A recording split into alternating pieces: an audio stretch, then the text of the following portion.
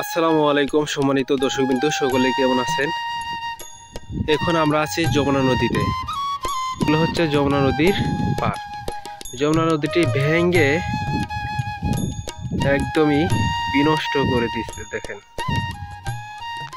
এই যে বিশাল যমুনা নদী, সামনে কিন্তু আসলে চর পড়ছে। এই নদীটা এখন শুকিয়ে গেছে।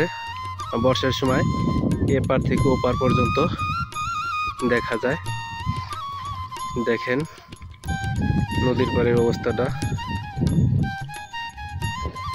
দেখেন ভেঙে কি অবস্থা হয়েছে। আর এনটি হচ্ছে বালি, এগুলো হচ্ছে বালি মাটি, মানে এই পর্যন্ত বালিতেই কিন্তু আমাদের নদীটা মূলত ভেঙে যায়। ভেঙে ভেঙে দেখেন কি একটা অবস্থা।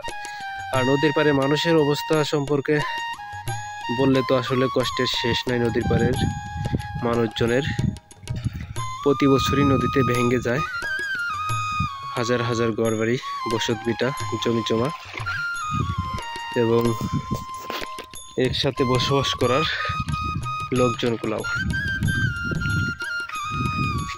দেখেন আমি আর একটু উপরে উঠি, উপরে উঠে আপনাদেরকে আমাদের চরের অবস্থাটা দেখাই। দেখেন এই যে নদীর পার, আর হচ্ছে এখন আমি উপরে উঠছি, একদম পাথার। আমাদের এই চর অঞ্চলে বেশিরভাগই বালি মাটি।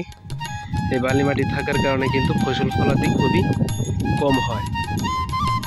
আর দেখেন কত উঁচু, এপার থেকে কিন্তু ওপার অনেক নিচু জায়গা, আর পাড়টা কিন্তু অনেক উঁচু। দেখেন আমি এখন পাড়ের এখানেই দাঁড়িয়ে আছি।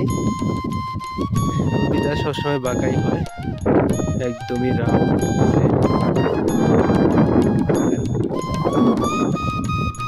নদীর অঞ্চলে মানুষের বসবাস করা কিন্তু আসলেই খুবই কষ্টকর।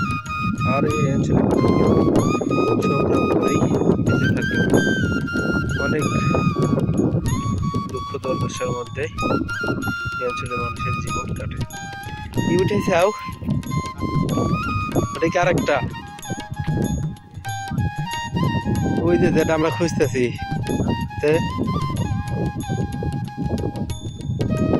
গাইস, আমরা এখানে আসছিলাম চঙ্গা ওঠানোর জন্য, বাঁশের তৈরি চঙ্গা। এই চঙ্গায় মূলত পায়ে মাছ ধরা পড়ে। তো আসলে আমরা হতাশ, দুইটা ছোট ছোট বেলে মাছ পাইছি, তাছাড়া আর কোনো কিছু পাই নাই কিন্তু।